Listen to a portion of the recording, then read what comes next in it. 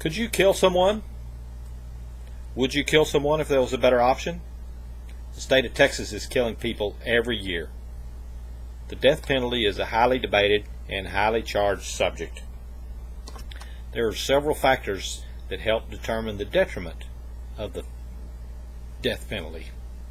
The first one we'll talk about is the way Texas handles the death penalty. There's the human factor, and there's the financial cost.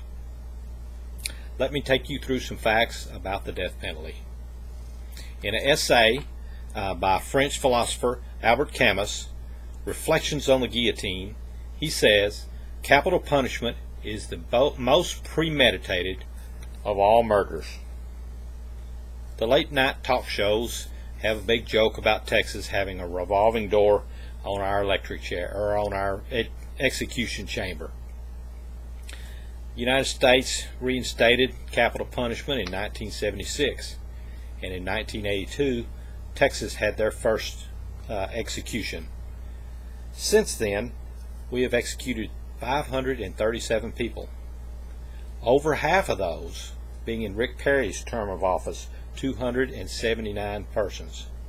Only 6 people this year in 2016 have been educated. According to deathpenaltyinfo.org, the United States is number 5 in the world in executions.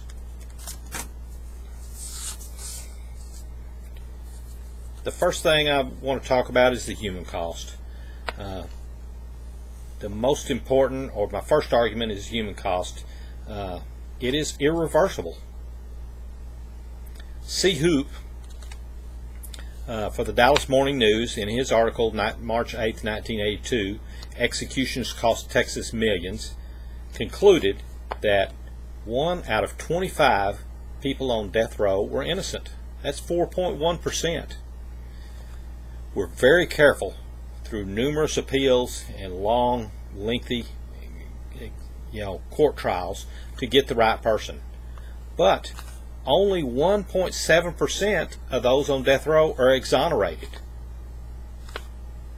Now that still leaves 2.4% of the people that get executed to be innocent. There's no way we can get 100%. The death penalty is like being murderers. Life in prison is a better way to handle things. It keeps us from being murderers ourselves. In A to Z quotes, Ruth Bader Ginsburg, a U.S. Supreme Court Justice, stated, "I have yet to see a death case among the dozen coming to the Supreme Court on the eve of execution stay applications in which the defendant was well represented at trial. People who are well represented at trial do not get the death penalty." Now I've discussed the human factor. Let's talk about the financial factor. A second argument against capital punishment is the financial factor. Due to the extreme care we go through in our trials and our court systems for capital punishment trials and crimes, they're very expensive. In Texas, you automatically get an appeal if you're convicted of a capital crime. That adds more cost. C. Hoop, in the same Dallas Morning News article, states that each death penalty costs the state $2.3 million. That's 3 times what it would cost to keep an inmate in maximum security on death row for 40 years. It just makes fiscal sense to give life in prison instead of the death penalty. I hope I've given you a little bit to think about. I've discussed some of the points on the death penalty, how Texas handles it, the human cost, the financial cost. I want you to be aware of the effects of the death penalty, human and financially.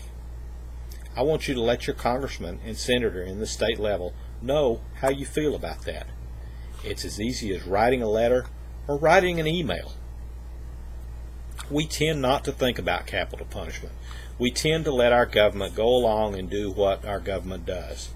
But there is a better choice, more humane and less expensive, and mistakes can be corrected. Pat Brown, the former California governor, in his book Public Justice, Private Mercy, Governor's Education on Death Row, says the most glaring weaknesses is that no matter how efficient and how fair the death penalty may seem in theory, in actual practice is primarily inflicted on the weak, the poor, the ignorant, and minorities. Thank you.